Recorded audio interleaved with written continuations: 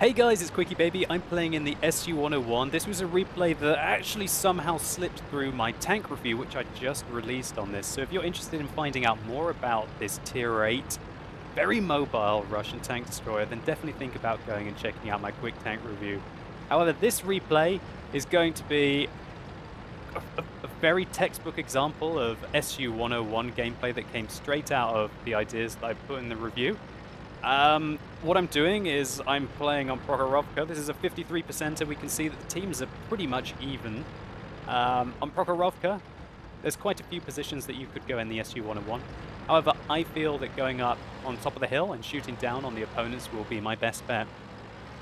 Other positions that you could take in this tank would be the west. However, I feel that the SU-101, as soon as it does get spotted, there's very few positions that it can really stop the enemy in on the west and fall back behind.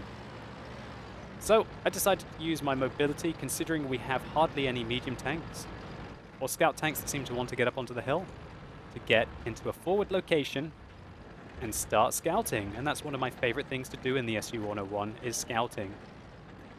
That's right, the Tier 8 tank that wants to be a scout. So I pull back thinking I got spotted, and right now I don't know if I've got Sixth Sense in this tank or not. And that's a big misplay. I wasn't actually spotted. I can't remember for the life of me all of the Sixth Sense that I have in the tank. And oh god, look, it did just pop. Oh, I must have had Sixth Sense. Well, that's a pretty big donkey play, isn't it? So immediately, that is a first misplay. Always try and know if you have Sixth Sense or not. But when you're playing in a tank that has less than 1,000 hit points at Tier 8, and its armor is, let's just say, not dependable, you really don't want to suck out that early. Anyway, I'm trying to sneak forwards. I decided this bush location probably isn't going to cut it, I think. Yep, there we go. So I move forwards into the next bush.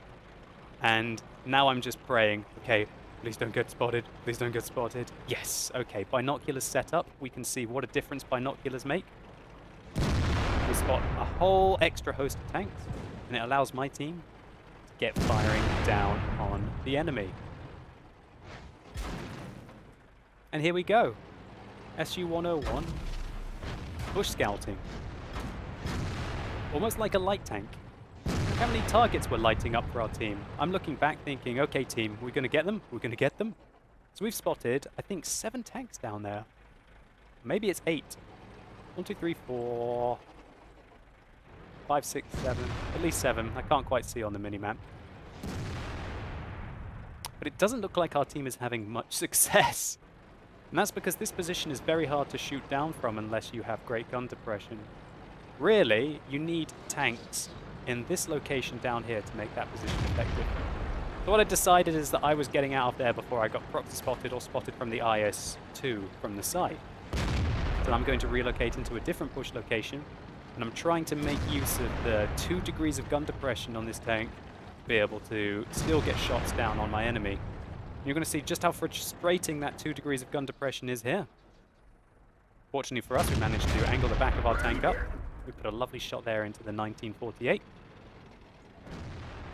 We trace him and fire a second, and not sure if he hit him. We'll see when he reappears and how much health he's got. This is a bit of a donkey play, I think. I'm trying to sneak into the bush. I get spotted, and luckily, we bounce a very dangerous WZ-111 there. Or the 111. There's so many ones in that 111's name that I'm just going to call it the 111 from now on. But luckily for us, he was aiming up at us. He didn't quite catch my lower plate. If that shot had hit my lower plate, there's hardly any doubt that it would have indeed penetrated me. However, when you're firing up at an SU-101, upper plate is quite strong indeed. So I'm constantly relocating to try and get shots on the enemy. The enemy are putting pressure on us. And we're really on the back foot at the moment. And oh god, that Yag Tiger just got set on fire. 1,050, 100, 1,200. Oh god. That guy just lost 1,200 from one shot. Somebody just hit the jackpot. So that enemy IS, we managed to take him out. And there goes the Yag Tiger from an SU-152 shot. Great result for that SU-152. Well played to him. Now we're looking for shots on the E75. Check out this 2.1 second aim time, I believe. Right through the side there. Lovely. We're looking for another one. We fire another one. Not sure if it hit him or not. We'll have to remember, did we hit the 1948 twice? Did we hit the E75 twice? So the enemy team are really outperforming us. Look at this, all of our better players have died, unfortunately. So I decide, okay, those two tank destroyers are going to get spotted and absolutely slaughtered from there. So what my plan was to go across to the west and hopefully spot for the guys on the hill.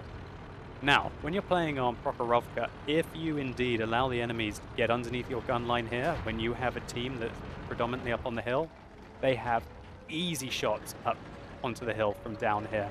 So you can never let your enemies get down here. And so what you're going to see me do is defend this position with my life, because I believed right now that our hill will survive. I mean, some of them are crippled, but I really felt like with two tier 9 tanks up there, a tier 8 medium, tier 8 heavy and a tier 7 heavy, that they might be able to make the defense.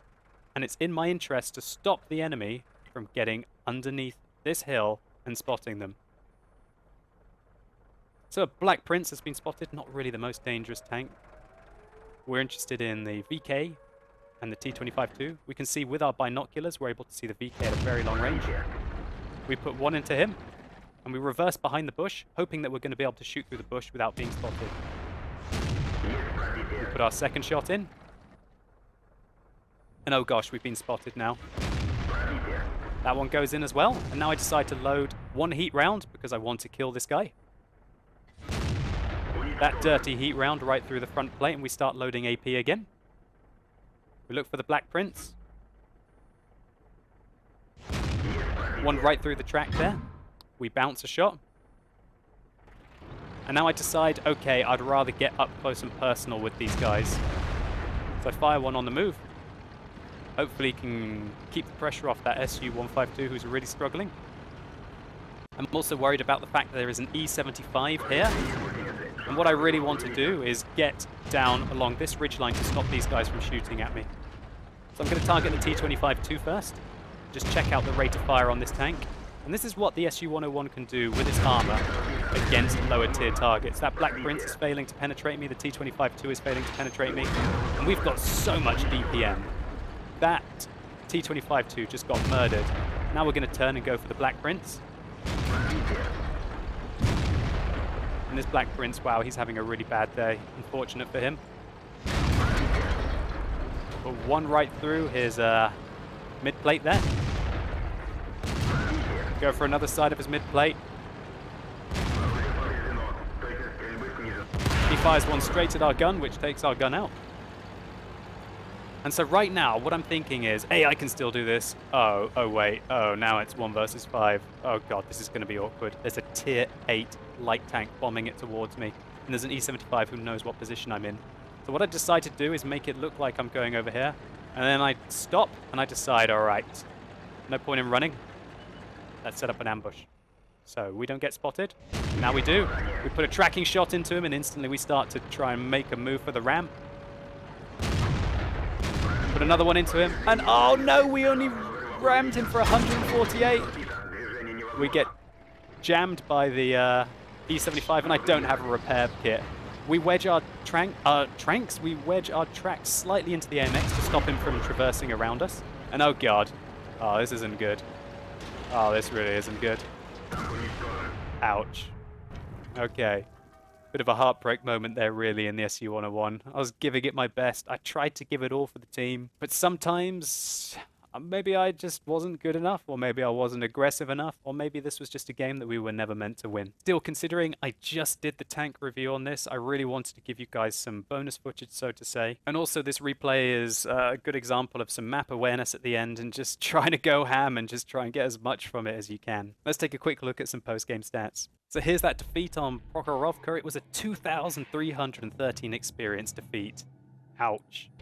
It was a mastery badge for the defeat, actually. So firstly, let's take a look at that E75. Did we do damage? No, we only did 315 to him that we saw. What about the 1948? No, in fact, we only hit the 1948 once. So no bonus damage there.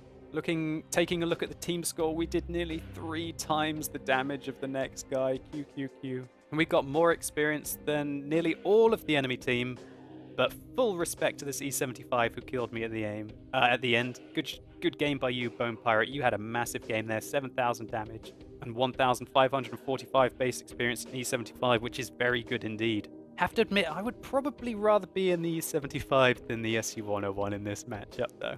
So, when we engaged those tier 7s at the end, we actually managed to pump up quite a lot of potential damage received. We took 15 hits, of which 6 penetrated, and we lost most of our health to that E75 at the end. We detected 8 enemies, not quite enough for scout, but we definitely did some good work, and we had 2,000 damage upon detecting. If we had had a more competent team, I think that damage upon detecting would have been a lot higher, considering we had like 7 enemies spotted for at least 1 minute. But I can't fault the enemy team's performance. They had a good game and we were simply outclassed. This replay was just to reiterate the SU-101 that you just saw in my quick tank review. Just do some post-game commentary on some map awareness and tactical positioning, especially on the Prokhorovka, to show that you can't win them all, but damn well go out swinging at the end of the game. Anyway guys, I hope you enjoyed this replay. If you did, please consider rating it down below. And let me know what you think about the SU-101 and this replay, and do you think that the encounter game mode on Prokhorovka is balanced? Do you prefer to spawn south and have the hill, or do you think it's actually better to spawn north and just contest the hill and be able to spot it for your team, which are generally at longer ranges and hidden? Let me know what you think. Anyway guys, thank you so much for watching. You've been epic, and hopefully I'll see you soon.